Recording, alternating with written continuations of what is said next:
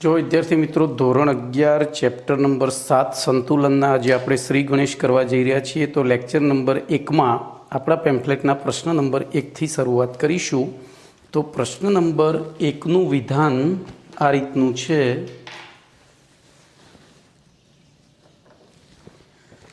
સંતુલન અવસ્થા એટલે શું?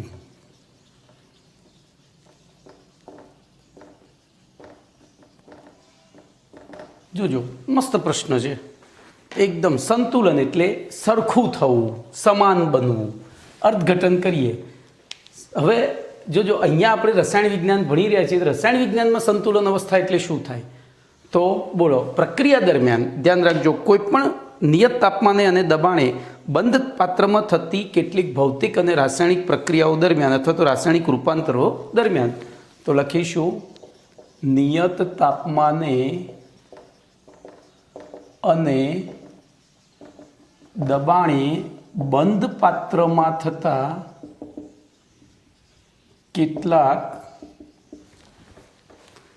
ભૌતિક અને રાસાયણિક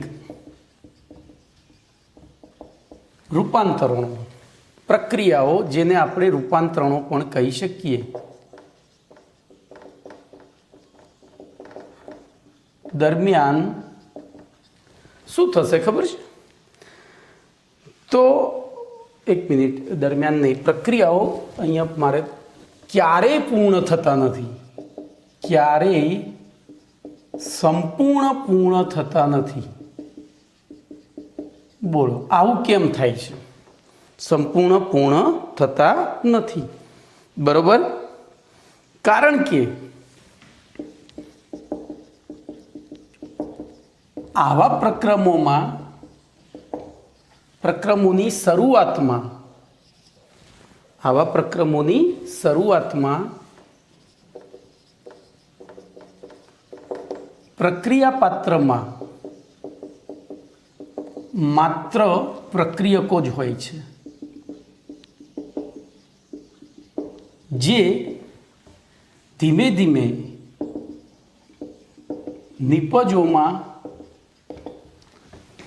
રૂપાંતરણ પામે છે, બરોબર? જે ધીમે ધીમે નિપજમાં રૂપાંતરણ પામે છે। આથી બોલો શું થશે?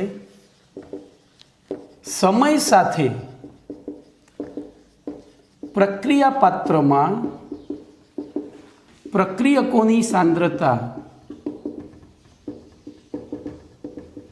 ઘટે છે અને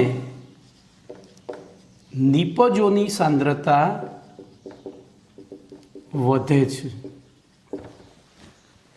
જોજો, આપણે ધારો કે એક પ્રક્રિયા લઈએ A+B, આમાંથી C+D બને છે, પણ શરૂઆતમાં માત્ર શું હશે? પ્રક્રિયકો, એટલે કે A અને B જ હોય। આપણે ચા બનાવવાની શરૂઆત કરીએ તો તપેલીમાં શરૂઆતમાં શું લઈએ છીએ? દૂધ, ચાયપત્તી અને ખાંડ, બરોબર?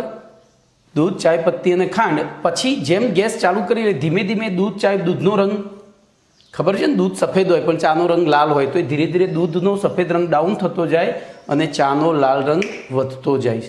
એટલે પ્રક્રિયકોની સાંદ્રતા ઘટતી જાય અને નિપજોની સાંદ્રતા વધે છે। હવે પ્રક્રિયા દરમિયાન એક એવો સમય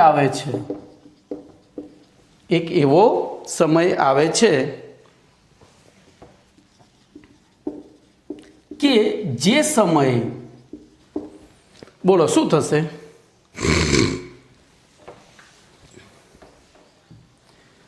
પ્રક્રિયા પાત્રમાં પ્રક્રિયકો અને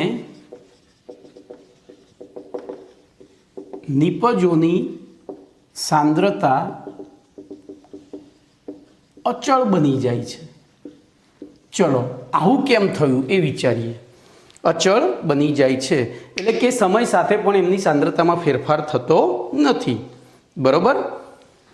આવું કેમ થાય છે? તો આપણે શરૂઆતમાં લીધા હતા A+B, એમાંથી આપણે ચલો તમારી જ વસ્તુ, આપણે જે દૈનિક જીવનનું ઉદાહરણ લઈએ તો दूध वत्ता चाय पत्ती વત્તા ખાંડ. બોલો અહીંયા લિક્વિડ ટી બનશે. બરોબર. જેમ જેમ આપણે ગરમ કરતા જઈશું આ પ્રણાલીનો રંગ સફેદ હતો, ધ્યાન રાખજો. આ પ્રણાલીનો રંગ લાલ થાય છે. હવે આપણે એને ગરમ કરતા જઈએ. બોલો આ લાલ કેવો લાલ થાય? કેવો લાલ થાય? શું લોહી જેવો લાલ થાય? ના. કેમ નથી થતો? તો એ કેમ નથી થતો એનું કારણ શું થાય? તો શરૂઆતમાં માત્ર પ્રક્રિયકોનું નિપજમાં જ રૂપાંતરણ થતું હોય, એટલે કે આ દિશામાં જ પ્રક્રિયા થતી હોય. પણ ચોક્કસ સમય પછી પ્રક્રિયકોની નિપજોની સાંદ્રતા એટલી વધે કે પછી એ નિપજોનું વિઘટન થઈને પાછું પ્રક્રિયક બનવા માંડે.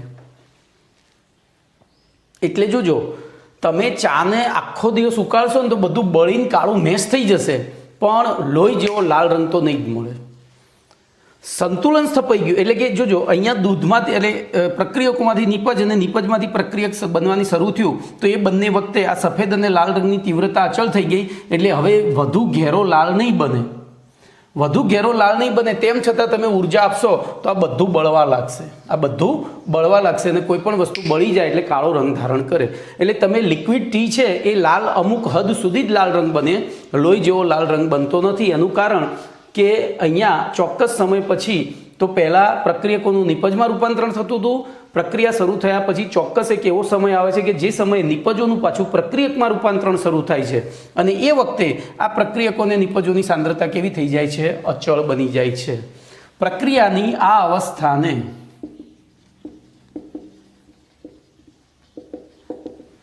બોલો શું કહે છે? સંતુલન અવસ્થા કહે છે. પતી ગયું. પ્રક્રિયાની આ અવસ્થાને સંતુલન અવસ્થા કહે છે. ચલો બીજો પ્રશ્ન હું અહીંયા જ લખીશ. સંતુલનનું મહત્વ જણાવો.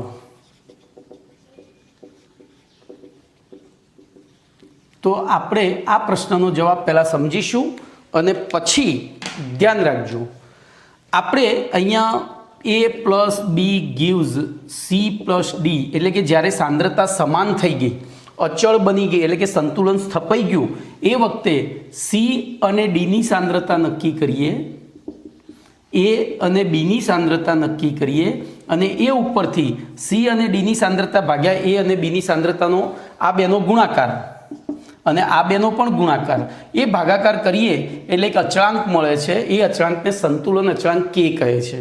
હવે જોજો, કે ગ્રેટર દેન 1 હોય તો શું થાય? કે ગ્રેટર દેન 1 હોય તો શું થાય? સી અને ડીની સાંદ્રતા એ અને બી કરતાં વધારે છે. બોલો લેસ દેન 1 હોય તો ઓછી હોય, અને ઇક્વલ ટુ 1 હોય તો સી અને ડીની સાંદ્રતાનો ગુણાકાર એ અને બીની સાંદ્રતાના ગુણાકાર જેટલો હોય છે. તો આવી પરિસ્થિતિમાં આપણે આ સંતુલન સ્થપાયા પછી નિપજો અને પ્રક્રિયકોની સાંદ્રતાનો ગુણોત્તર શોધીએ તો એ ગુણોત્તરને સંતુલન અચળાંક કહેવાય, અને એ સંતુલન અચળાંકની મદદથી પ્રક્રિયા દરમિયાન પ્રક્રિયકોનું કેટલા પ્રમાણમાં નિપજમાં રૂપાંતરણ થશે તે બાબતો સમજાવી શકાય છે. તો આ એનું મહત્વ થયું. તો જો મહત્વ લખીશું. બોલો, વિવિધ ભૌતિક અને રાસાયણિક પ્રક્રમો દરમિયાન, બરોબર,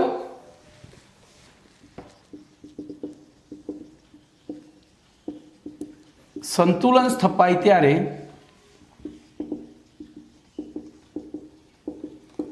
સંતુલન અચળાંક નું મૂલ્ય નક્કી કરી તે ઉપરથી પ્રક્રિયકોનું કેટલા પ્રમાણમાં નિપજમાં રૂપાંતરણ થાય છે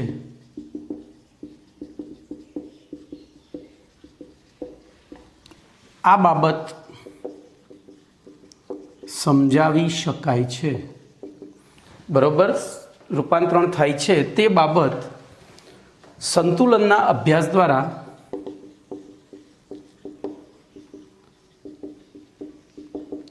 સમજાવી શકાય છે.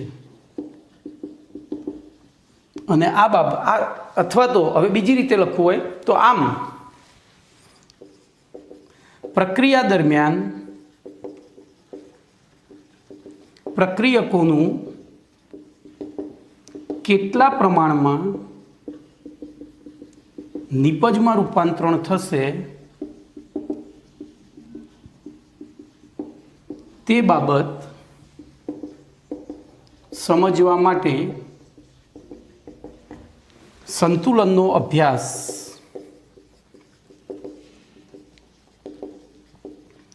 મહત્વનો છે. બોલો કમ્પ્લીટ. તે બાબત સમજવા માટે સંતુલનનો અભ્યાસ મહત્વનો છે. તો આપણો બીજો પ્રશ્ન પૂરો થયો. હવે કેટલાક નાના નાના એસક્યુ આવે છે એ એટલે એસક્યુ નથી, મેં અહીંયા સળંગત નંબર આપી દીધો છે. બરાબર. તો પ્રશ્ન નંબર 3. તો પ્રશ્ન નંબર 3નું વિધાન છે પ્રતિવર્તી પ્રક્રિયાની વ્યાખ્યા આપો. પ્રતિવર્તી પ્રક્રિયાની વ્યાખ્યા આપો અથવા જણાવો. તો જોજો એમાં શું લખીશું. તો લખાય પ્રતિવર્તી પ્રક્રિયા એટલે જેમાં પ્રક્રિયકનું નિપજમાં અને નિપજનું પ્રક્રિયકમાં રૂપાંતરણ થતું હોય તેવી પ્રક્રિયાને પ્રતિવર્તી પ્રક્રિયા કહે છે. તો સિમ્પલી લખી દેવાય જે પ્રક્રિયા દરમિયાન પ્રક્રિયકનું નિપજમાં અને નિપજનું પ્રક્રિયકમાં એક સાથે રૂપાંતરણ થતું હોય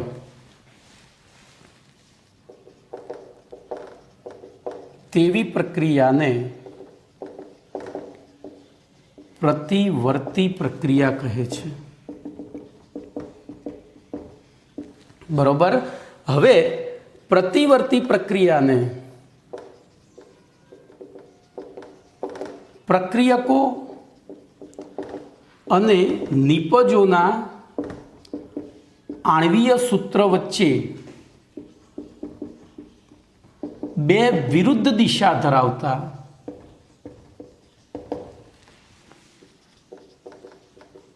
અર્ધતીર, સમાંતર અર્ધતીર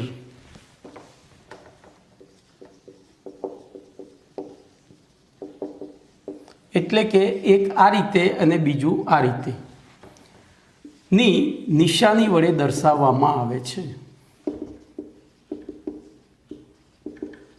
એટલે કે જોજો હવે તમારા માટે એક કાર્ય વધી ગયું. કોઈ પણ પ્રક્રિયામાં આ રીતે આપણે જનરલી A+B give C+D લખીએ છીએ. તો આ પ્રક્રિયા જ છે, પણ જો આની જગ્યાએ આ રીતે લખેલું હોય તો શું સમજવાનું? તે પ્રતિવર્તી પ્રક્રિયા છે. કેવી પ્રક્રિયા છે? બરોબર. અને આવી પ્રક્રિયાઓ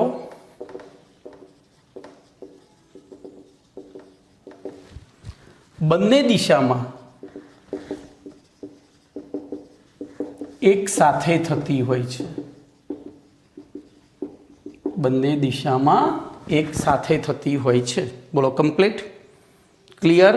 ચલો એના પછી ચોથો પ્રશ્ન છે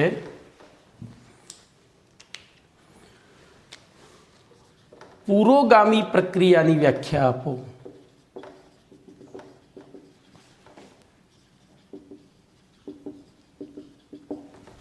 તો બોલો પુરોગામી એટલે હું કહીશ આ ઉપરનું તીર, પણ એ આખું તીર દર્શાવે. પ્રતિગામી એટલે નીચેનું તીર આખું તીર દર્શાવે. આપણે અર્ધ તીર લખ્યું છે તો વ્યાખ્યા આમાં છુપાયેલી છે. બોલો શું લખાશે? જે પ્રક્રિયામાં બોલો પ્રક્રિયકનું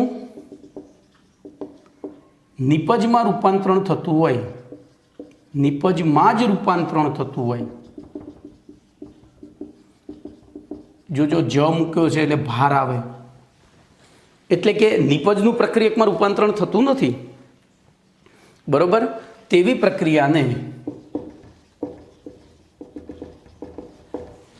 પુરોગામી પ્રક્રિયા કહે છે.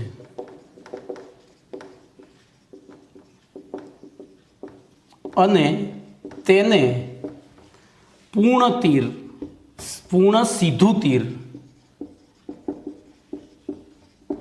એટલે કે દર્શાવવામાં આવે છે. બરાબર. એને પૂર્ણ તીર વડે દર્શાવવામાં આવે છે. ચલો એના પછી પાંચમો પ્રશ્ન. હવે તો તમને એમને આવડી જશે. આ તો બોલો પ્રતિગામી પ્રક્રિયા એટલે શું?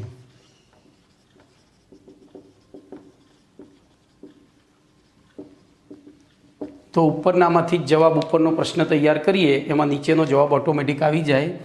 તો જે પ્રક્રિયામાં નિપજોનું પ્રક્રિયકમાં બરોબર નિપજોનું પ્રક્રિયકમાં રૂપાંતરણ થતું હોય. હવે જો અહીંયા આ પુરોગામી ને પ્રતિગામી આના સંદર્ભમાં દર્શાવવામાં આવે છે. એટલે આપણે આ જે વ્યાખ્યા લખી છે ને થોડી સમજાવવા માટે સાચી છે, પણ એવું ના લખાય એને. તો ત્યાં આપણે શું લખવું પડશે? તો પ્રતિવર્તી રાસાયણિક પ્રક્રિયામાં જોજો એ આના સંદર્ભમાં હોય એટલે આપણે આ વ્યાખ્યા આ રીતે ખોટી નથી, સમજવા માટે સાચી છે, પણ જ્યારે આપણે એને સચોટ જવાબ આપવો હોય ત્યારે આપણે એનો ઉલ્લેખ અહીંથી જ કરવો પડે, પ્રતિવર્તી રાસાયણિક પ્રક્રિયાથી. તો પ્રતિવર્તી રાસાયણિક પ્રક્રિયામાં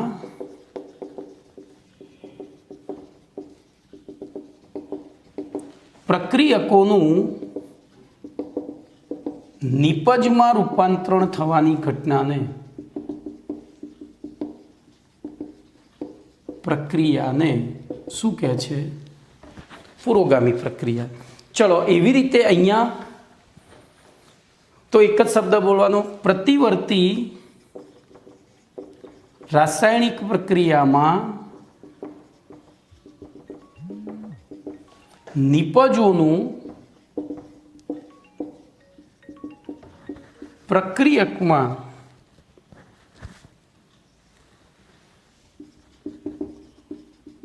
રૂપાંતરણ થવાની પ્રક્રિયાને બોલો શું કહેવાય? કમ્પ્લીટ. તો એને કહેવાય પ્રતિગામી પ્રક્રિયા. ચલો એના પછી છઠ્ઠો પ્રશ્ન. તો છઠ્ઠો પ્રશ્ન છે, આ બધા એસક્યુ છે. સંતુલન મિશ્રણની વ્યાખ્યા આપો. બોલો સંતુલન મિશ્રણની વ્યાખ્યા આપો. તો શું લખશો કહો? તો એમાં પણ પ્રતિવર્તી રાસાયણિક પ્રક્રિયામાં સંતુલન સ્થપાય ત્યારે પ્રતિવર્તી રાસાયણિક પ્રક્રિયામાં સંતુલન સ્થપાય ત્યારે પ્રક્રિયા પાત્રમાં પ્રક્રિયકો અને નિપજોનું મિશ્રણ પ્રાપ્ત થાય છે, જેને બોલો સંતુલન મિશ્રણ કહે છે. બોલો કમ્પ્લીટ. જેને સંતુલન મિશ્રણ કહે છે. તો અહીંયા આપણો છઠ્ઠો પ્રશ્ન પૂરો થયો. હવે સાતમા પ્રશ્ન તરફ આગળ વધીએ. તો આ બધા નાના આ જો આખો પાઠ સમજવાના બેઝિક શબ્દોના અર્થ છે. તમને આ શબ્દોના અર્થ ના આવડતા હોય તો જેમ સંસ્કૃત કે ઇંગ્લિશમાં આપણે કોઈ પણ પાઠને સમજવા માટે પહેલાં એના શબ્દાર્થ સમજતા હતા, એ રીતે અહીંયા પણ બેઝિક ક્લિયર કર્યો ના હોય ત્યાં સુધી ચેપ્ટર અઘરું લાગે. ચલો એના પછી સાતમો પ્રશ્ન છે, સંતુલન પ્રક્રિયાના પ્રકાર જણાવો. જોજો સંતુલન પ્રક્રિયાના પ્રકાર જણાવો. તો ધ્યાન રાખજો અહીંયા પહેલું તો સંતુલન પ્રક્રિયાના પ્રકાર શેના આધારે પાડવામાં આવ્યા છે, તો ધ્યાન અહીંયા રાખજો. તો સંતુલનમાં રહેલી અથવા તો વિવિધ સંતુલન પ્રક્રિયાઓમાં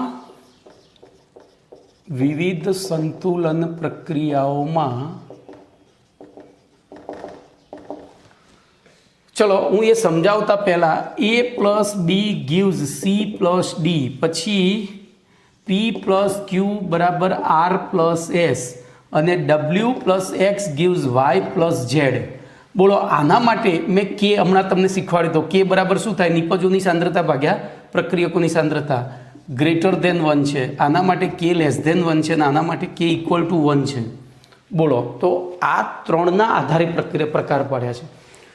તો વિવિધ સંતુલન પ્રક્રિયાઓમાં સંતુલન સમયે સંતુલન સમયે પ્રક્રિયકો અને નિપજોની સાંદ્રતાના આધારે પ્રક્રિયકો અને નિપજોની સાંદ્રતાના આધારે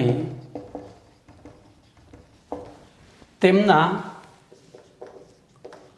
નીચે પ્રમાણે 3 પ્રકાર પાડવામાં આવ્યા છે. બોલો પહેલો પ્રકાર. બોલો આમાં k ગ્રેટર ધેન 1 છે એટલે શું થયો? એનો અર્થ કે પ્રક્રિયકો કરતાં નિપજોની સાંદ્રતા વધારે છે. એનો મતલબ કે મોટા ભાગના પ્રક્રિયકનું શેમાં રૂપાંતરણ થઈ ગયું છે? બરોબર, નિપજમાં. એટલે કે પ્રક્રિયા પૂર્ણ થવાની તૈયારીમાં છે.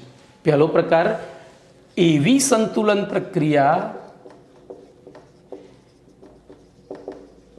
કે જેમાં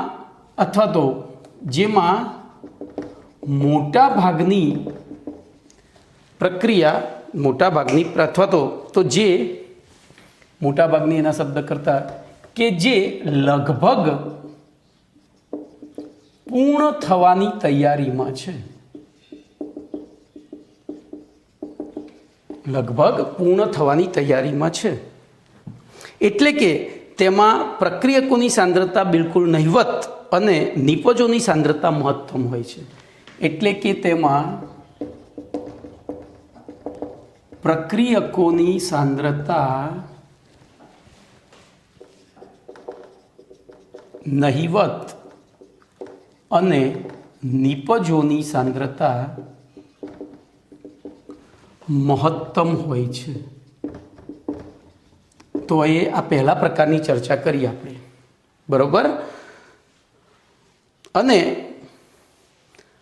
કેટલીક વખત જોજો આમાં ખાસ વસ્તુ છે, કેટલીક વાર આવી પ્રક્રિયાઓમાં પ્રક્રિયકોની સાંદ્રતા પ્રાયોગિક રીતે માપવી શક્ય હોતી નથી. પ્રક્રિયકોની સાંદ્રતા પ્રાયોગિક રીતે માપવી શક્ય હોતી નથી. દાખલા તરીકે ધ્યાન રાખજો, હું તમને ઉદાહરણ આપું છું. બોમ્બ ફૂટવાની પ્રક્રિયા.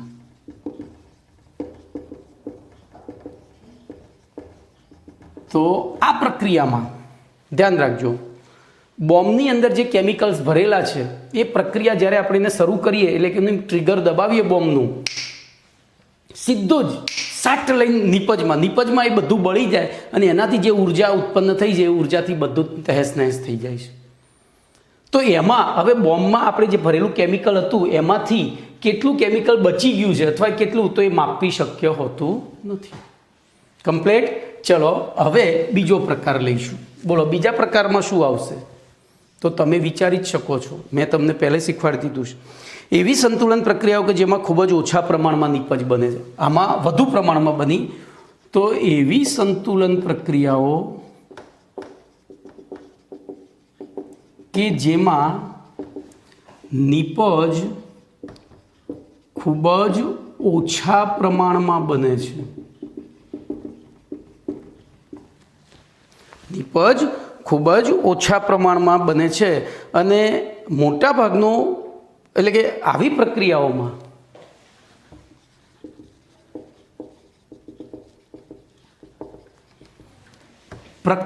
મોટા ભાગનો શબ્દોની મારામારી થાય છે. પ્રક્રિયકોનો મોટા ભાગનો જથ્થો પ્રક્રિયા પામ્યા વગર પડ્યો રહે છે. કમ્પ્લીટ. જોજો હવે આવી પ્રક્રિયા કઈ, તો આમાં દાખલા તરીકે લખાય પ્રાણીની મોટા થવાની પ્રક્રિયા.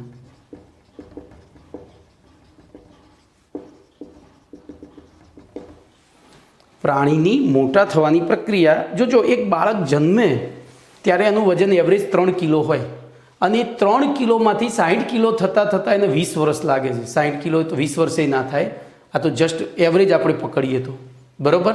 તો શું એ માણસ 3 કિલોમાંથી 60 કિલો પણ રોજનો એનો ખોરાક તમે એવરેજ ગણો ને 3 ટાઈમનો, સવાર બપોર સાંજનો થઈને, તો 1 કિલો રોજનો ખોરાક ખાતો હોય, તો જે પ્રક્રિયક આપણે અંદર નાખ્યો છે મોટાભાગનો પ્રક્રિયા થયા વગર નેશનલ હાઈવે પકડી લે, અને એના કારણે પ્રાણીઓનું મળમૂત્ર એક સારા ખાતર તરીકે, કારણ કે એમાં બધા જ પોષક દ્રવ્યો હોય, એમાંથી આપણે કિલો ખોરાક ખાધો હોય ને તો કદાચ એમાંથી 10 ગ્રામ કે 2 ગ્રામ જ ખોરાક આપણા શરીરમાં જતો હોય રોજનો, એ 2 ગ્રામ જ અંદર જાય, બાકીનું બધું નેશનલ હાઈવે પકડી લે. સમજી ગયા?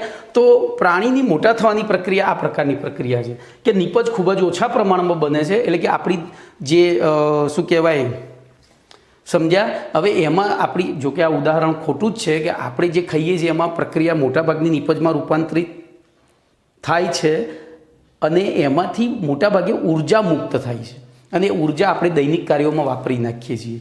એટલે પણ આ ઉદાહરણ તમે અહીંયા લઈ શકો. ચલો એના પછી બોલો ત્રીજો પ્રકાર શું થશે? તો ત્રીજા પ્રકારમાં તમે લખી શકો કે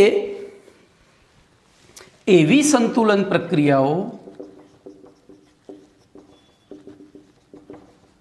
કે જેમાં સંતુલન સમયે પ્રક્રિયકો અને નિપજોની સાંદ્રતા તુલનાત્મક પ્રમાણમાં હોય છે. તુલનાત્મક પ્રમાણમાં હોય છે એટલે કે બેમાંથી એક પણને અવગણી શકાય નહીં. આમાં કોને અવગણી શકાય? તો પ્રક્રિયકની સાંદ્રતા અવગણી શકાય, આમાં નિપજની અવગણી શકાય, પણ આમાં બેમાંથી એકે નહીં, કારણ કે લગભગ સમાન એટલે કે તુલનાત્મક પ્રમાણમાં હોય છે. તો અહીંયા તમારો 7મો પ્રશ્ન પૂરો થયો. હવે હું 7મો પ્રશ્ન રહેવા દઈને 8મો પ્રશ્ન લખીશ, જોજો, કારણ કે 2 પ્રશ્નોના વિધાનમાં થોડો જ ફેરફાર છે અને 2ના જવાબમાં મોટો ફેરફાર છે. એટલે જો તમે પ્રશ્નને પ્રોપરલી નહીં સમજો તો પ્રશ્ન નંબર 8, સંતુલનના પ્રકાર જણાવો. જોજો, પેલો શું હતો?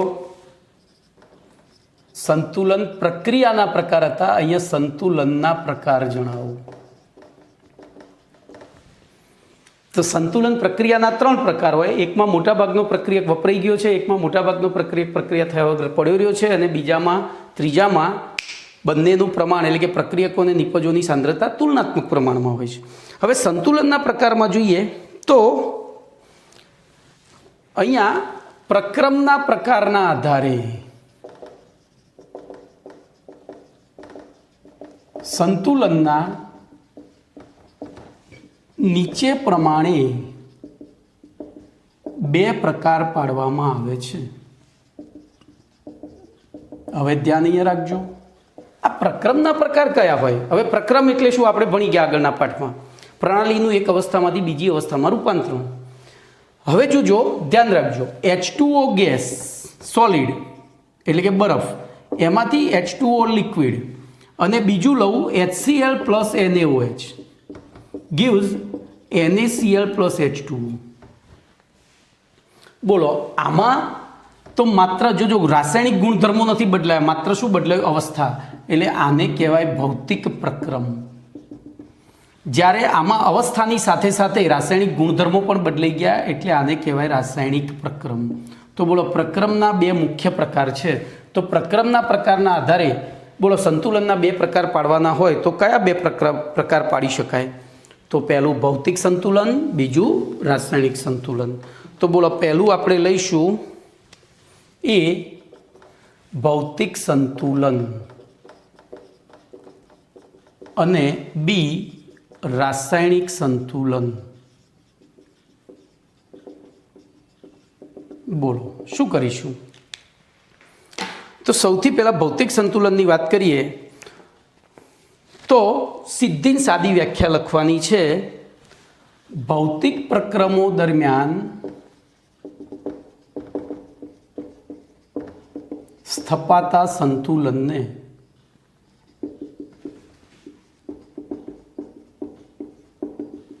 ભૌતિક પ્રક્રમ દરમિયાન સ્થપાતા સંતુલનને શું કહેવામાં આવે છે? ભૌતિક સંતુલન.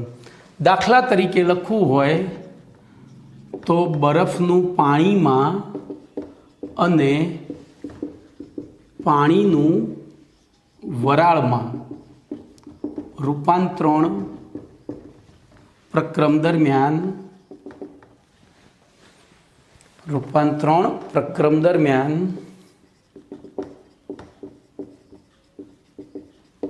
સ્થપાતું સંતુલન ભૌતિક સંતુલન છે.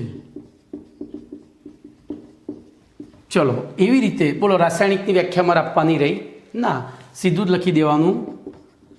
રાસાયણિક પ્રક્રમો દરમિયાન સ્થપાતા સંતુલનને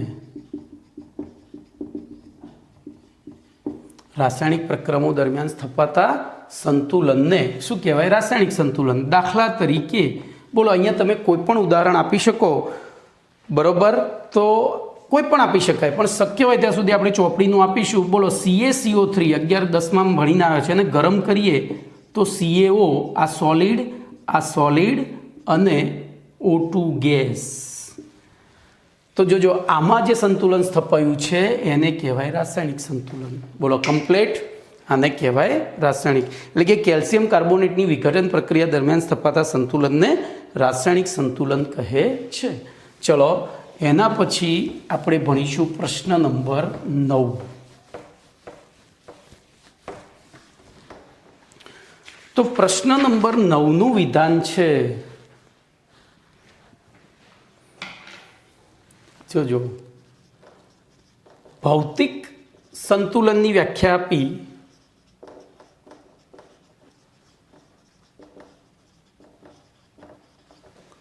તેના પ્રકાર જણાવો. બોલો, હવે પહેલું આપણે સંતુલનની વ્યાખ્યા આપી. સંતુલનના પ્રકારમાં 2 પ્રકાર આવ્યા, ભૌતિક સંતુલન અને રાસાયણિક સંતુલન. હવે ભૌતિક સંતુલનના પાછા પ્રકાર છે. તો ભૌતિક સંતુલનના ટોટલ 5 પ્રકાર થાય છે. કેમ? તો પહેલાં તો આપણે એની વ્યાખ્યા આપી દઈએ. બોલો, વ્યાખ્યામાં શું લખીશું? તો ભૌતિક પ્રક્રમો દરમિયાન સ્થપાતા સંતુલનને ભૌતિક પ્રક્રમ સંતુલન કહેવાય. હવે બીજો મુદ્દો લખીશું, ભૌતિક પ્રક્રમ દરમિયાન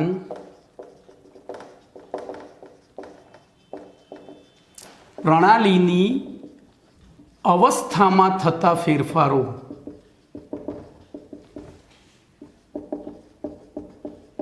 ના આધારે તેમનું, એટલે કે ભૌતિક સંતુલનનું આધારે ભૌતિક સંતુલનના નીચે પ્રમાણે 5 પ્રકાર પાડવામાં આવે છે. જોજો, હવે આગળ જે છે એ તમે ગોખશો તો મરી જશો. બોલો, ભૌતિક અવસ્થાઓ કઈ? તો ઘન પ્રવાહી વાયુ, પછી બોઝ-આઇન્સ્ટાઇન કન્ડેન્સેટ અને પ્લાઝ્મા. પણ બોઝ-આઇન્સ્ટાઇન કન્ડેન્સેટ અને પ્લાઝ્મા અવસ્થા એ ટ્રાન્સ અવસ્થા છે, એટલે આપણે એને સામાન્ય તાપમાને દબાણે અભ્યાસ ના કરી શકીએ. તો એવી પરિસ્થિતિમાં આપણે શું કરવું પડે? પેલા 3નું ઉદાહરણ તરીકે, તો 3માં બોલો, ઘનમાંથી પ્રવાહી, પછી પ્રવાહીમાંથી વાયુ, પછી ઘનમાંથી સીધું વાયુ પણ થાય છે. તો સાહેબ 3 જ પ્રકાર થયા. તો ચોથો પ્રકાર કયો? તો ચોથો ને 5મો પ્રકાર તો ઘનનું દ્રાવણમાં અને વાયુનું દ્રાવણમાં. તો સાહેબ છઠ્ઠો પ્રવાહીનું દ્રાવણમાં કેમ નહીં? તો ધ્યાન રાખજો, આ બંને અવસ્થાઓ એક જ અવસ્થાઓ થઈ, એટલે એ બંને એક જ અવસ્થાઓ થઈ. એટલે આપણે અહીંયા ફક્ત આને આ 5ને જ પ્રકાર ગણ્યા છે. તો બોલો, કયા કયા 5 પ્રકાર થશે? તો પહેલું શું લખાશે? બોલો, તો ઘન પ્રવાહી પ્રક્રમ સંતુલન. આપણે સીધું જ લખીશું, ઘન પ્રવાહી પ્રક્રમ સંતુલન. ચલો, બીજો શું લખીશું? તો ઘનવાળું ઘન સાથે પહેલાં લઈ લઈએ ને, બરાબર? તો ઘન દ્રાવણ પ્રક્રમ સંતુલન. ચલો, ત્રીજો શું લઈશું? તો પ્રવાહી વાયુ સંતુલન. પછી ચોથો તો ઘન વાયુ સંતુલન. હવે સોરી, ચોથો હજુ લેવો પડે ને, તો વાયુ દ્રાવણ આવશે ને, વાયુ દ્રાવણ. અને પાંચમો ઘનમાંથી સીધો વાયુ પ્રક્રમ સંતુલન. કમ્પ્લેટ ખબર પડી?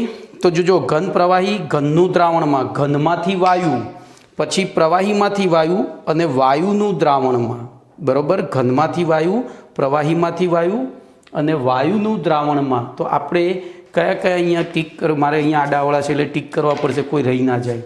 ચલો, ઘન પ્રવાહી આવી ગયું, પછી ઘનનું દ્રાવણમાં આવી ગયું, પછી પ્રવાહી વાયુ આવી ગયું, પછી ઘન વાયુ આવી ગયું અને વાયુનું દ્રાવણ આવી ગયું. બોલો, કમ્પ્લેટ? તો આ 5 પ્રકાર થઈ ગયા. ઓકે, ચલો એના પછી આપણે આગળ વધીએ તો પ્રશ્ન નંબર 10 લઈશું.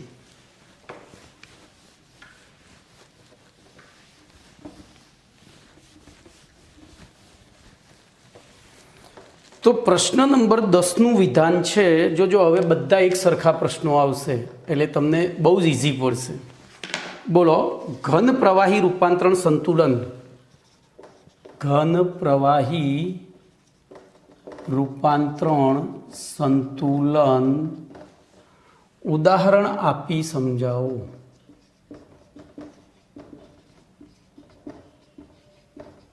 બોલો, શું કરીશું?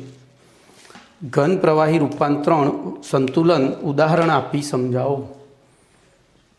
તો એના માટે આપણે એક રસ્તો કાઢવો પડે. બોલો, કશું જ કરવાનું નહીં, એક પ્રયોગ કરવાનો. શું કરવાનું? એક પ્રયોગ કરવાનો. હવે જો ઘન પ્રવાહી, પહેલું જ આપણે પાઠની શરૂઆતમાં જ આપણે કહ્યું હતું સંતુલન કેવી પ્રણાલીમાં સ્થપાય, તો નિયત તાપમાને બંધ પાત્ર એટલે કે બંધ પ્રણાલીમાં. તો અહીંયા ઘન અને પ્રવાહી વચ્ચે સંતુલન સ્થાપવું છે અને તાપમાન અચળ રાખવું છે. તાપમાન અચળ રાખવું હોય તો છઠ્ઠો પાઠ કેવી પ્રણાલી લેવી પડશે? બોલો, તો દ્રવ્ય અને ઉષ્મા બંનેનો જથ્થો અચળ રાખવો છે એટલે નિરાલી પ્રણાલી લેવી પડે. કેવી પ્રણાલી લેવી પડે? નિરાલી પ્રણાલી લેવી પડે. તો આપણે અહીંયા સૌથી પહેલાં શું કરીશું? એક થર્મોસ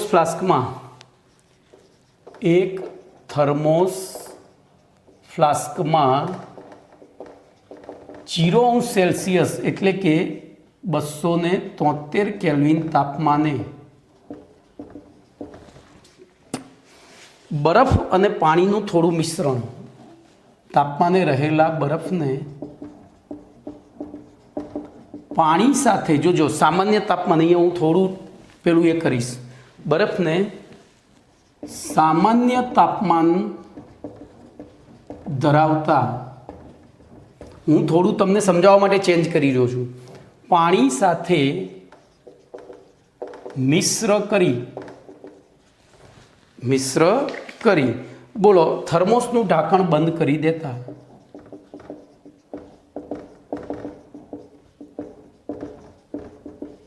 બોલો હવે શું થશે તમે વિચારો તો. દેતા થર્મોસ નિરાળી પ્રણાલી હોવાના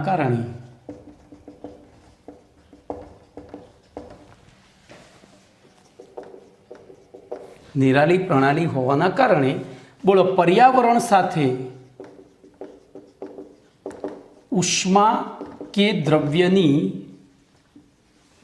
આપલે થતી નથી, પરંતુ થર્મોસની અંદર બરફ અને પાણીનું તાપમાન એટલે કે ઉષ્મા સ્તર થર્મોસની અંદર મિશ્ર કરેલા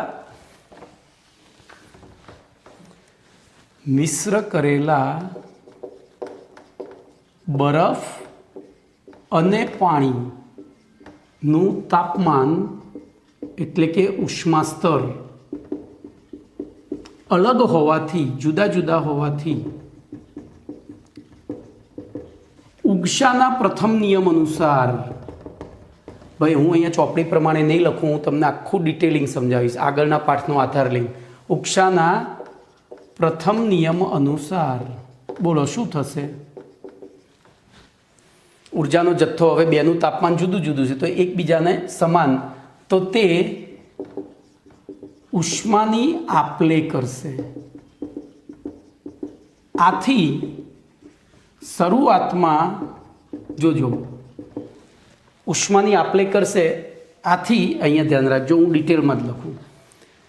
આથી પાણી ઉષ્મા ગુમાવશે. કેમ? તો પાણીનું તાપમાન ઊંચું છે. જો સામાન્ય તાપમાન છે, પાણી ઉષ્મા ગુમાવશે અને બરફ ઉષ્મા મેળવશે. આથી બરફનું પાણીમાં અને પાણીનું જોજો, હવે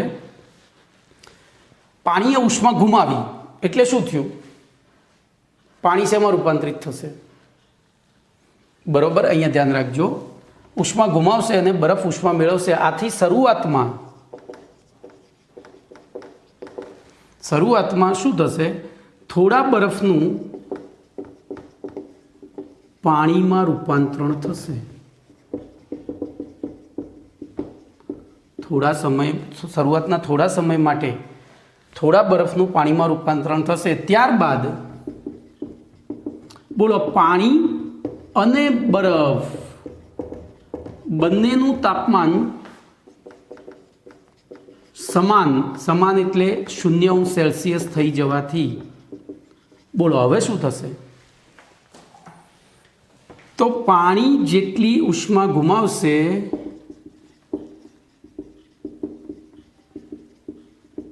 એટલી જ ઉષ્મા બરફ મેળવશે. આથી જેટલા પાણીનું બરફમાં રૂપાંતરણ થશે એટલા જ બરફનું બોલો પાણીમાં રૂપાંતરણ થશે. ખબર પડી? આથી આ સ્થિતિમાં બોલો બરફ અને પાણી વચ્ચે બરફ અને પાણીનો જથ્થો અથવા તો ની સાંદ્રતા બોલો અચળ બને છે. બરફ અને પાણીની સાંદ્રતા, અહીંયા સાંદ્રતા કરતાં જથ્થો લખવો વધારે મહત્વનો છે. જથ્થો અચળ બને છે એટલે કે અહીં દ્રવ્યની ઘન અને પ્રવાહી અવસ્થા વચ્ચે સંતુલન સ્થપાયેલું છે. બરોબર, અહીં દ્રવ્યની એટલે કે અહીં બરફ એટલે કે ઘન અવસ્થા અને પાણી એટલે કે પ્રવાહી અવસ્થા વચ્ચે સંતુલન સ્થપાય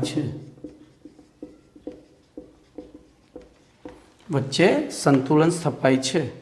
જેને નીચે પ્રમાણે દર્શાવી શકાય છે. ભાઈ આ પહેલો પ્રશ્ન છે એટલે હું આટલું ડિટેલમાં રહી ગયો છું. બરોબર, પછી તમને બધું આવડતું રહેશે. તો મેં જે લખ્યું છે એ સીધું તમને ખબર પડે એ રીતે લખ્યું છે.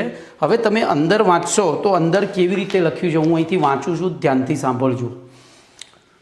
તો એક થર્મોસ ફ્લાસ્કમાં 0°C તાપમાને એટલે કે 273 કેલ્વિન તાપમાને બરફ અને પાણીનું થોડું મિશ્રણ લઈ થર્મોસ ફ્લાસ્કનું બુચ એટલે કે ઢાંકણ બંધ કરતા થર્મોસ ફ્લાસ્ક નિરાલી પ્રણાલી હોવાથી અહીં દ્રવ્ય કે ઉર્જાનો પર્યાવરણ સાથે વિનિમય થતો નથી. આથી થર્મોસ ફ્લાસ્કમાં પાણી અને બરફનો જથ્થો અચળ રહે છે. અહીં બરફ અને પાણી વચ્ચે સંતુલન સ્થપાયેલું હોય છે જે નીચે પ્રમાણે દર્શાવી શકાય. તો મેં અહીંયા બધું છે ને ભેગું સમજાવી દીધું, એને ચોપડીમાં મુદ્દો પાડીને સમજાવ્યું છે. પછી અહીંયા સંતુલન બતાવી દેવાનું. બોલો H2O solid two H2O liquid, પતી ગયું. અહીંયા ડબલ એરો કરી દેવાનું. ઓકે, હવે જોજો અહીંયા એને સમજૂતી આપી છે કે અહીં પ્રયોગો દ્વારા સાબિત થયું છે. જે મેં અહીંયા લખ્યું છે ને એ બધું અહીંયા લખેલું જ છે કે અહીં પ્રયોગો દ્વારા સાબિત થયું છે કે થર્મોસ ફ્લાસ્કમાં પાણી અને બરફ વચ્ચે સ્થપાતા ઉપરોક્ત સંતુલન સ્થપાયા પછી ઉપરોક્ત સંતુલન સ્થપાયા પછીની વાત છે. જો મેં શરૂઆતથી વાત કરી હતી, કારણ કે બરફનું તાપમાન આપણે 0 સેલ્સિયસ લીધું હતું અને પાણીનું તાપમાન સામાન્ય લીધું હતું. એટલે એકબીજાના સંપર્કમાં આવે ત્યારે બહાર ઉર્જાનો વિનિમય કરી શકતા નથી, એટલે એ અંદર ઉર્જાનો વિનિમય કરશે. અંદર ઉર્જાનો વિનિમય કરે તો શરૂઆતમાં થોડા બરફનું પાણીમાં રૂપાંતરણ થશે. ક્યાં સુધી? જ્યાં સુધી એમનું તાપમાન સમાન ન થાય ત્યાં સુધી. સમાન થઈ ગયા પછી શું થાય તો અહીંયા લખ્યું છે. તો વચ્ચે સ્થપાતા ઉપરોક્ત સંતુલન સ્થપાયા પછી પણ બરફના કેટલાક અણુ પાણીમાં, બોલો બરોબર, બરફના કેટલાક અણુ પાણીમાં, એટલે કે બરફ શું કરશે? પાણી ઉષ્મા ગુમાવશે. એટલે પાણીએ ઉષ્મા ગુમાવી તો પાણીનું ઉષ્મા સ્તર એટલે કે તાપમાન નીચું ગયું. હવે પાણીનું તાપમાન 0 અંશથી નીચે જાય એટલે શું થાય? એ ઘન બની જાય, બરફ બની જાય. સામે એટલી જ ઉષ્મા બરફે મેળવી તો બરફનું તાપમાન 0 સેલ્સિયસથી ઉપર જશે એટલે એ પ્રવાહી બનશે. આથી થર્મોસ્પ્લાસ્ટમાં પાણી અને બરફનો જથ્થો અચળ રહે છે. બરોબર. આમ અહીં પદાર્થના ઘન સ્વરૂપ એટલે કે ઘન અવસ્થા અને પ્રવાહી અવસ્થા સ્વરૂપ વચ્ચે સંતુલન સ્થપાય છે. આ પ્રકારના સંતુલનને ઘન પ્રવાહી રૂપાંતરણ સંતુલન કહે છે, જે ભૌતિક સંતુલનનું ઉદાહરણ છે. તો તમારે તૈયાર તો આ મેં એ જ લખ્યું છે, ચોપડીમાં છે પણ પેમ્ફલેટમાં છે, પણ એમાં મેં એક સાથે બધી સમજૂતી આપી. ચોપડીમાં 2 ભાગ પાડ્યા છે, 2 મુદ્દા પાડ્યા છે. આ વચ્ચે લઈ લીધું છે અહીંથી, બરોબર. એ આપલે થતી નથી અને પછી ત્યાં આપણે આગળ વધતો એમાં ઉષ્માના સ્તર જુદા જુદા હોવાથી એટલે મેં ભેગું સમજાવ્યું એટલે અહીંયા આવી ગયું. પહેલાંમાં તમારે 2 ભાગમાં સમજાવ્યું છે એટલે તો તમારે લખવાનું છે એઝ પર ટેક્સ્ટ બુક એટલે કે પેમ્ફલેટ. ચલો એના પછીનો પ્રશ્ન જોઈએ. એ પહેલાં સમય જોઈએ. ચલો ભાઈ આટલે સુધી રાખીએ છીએ, બીજું નેક્સ્ટ ટાઈમ. હા.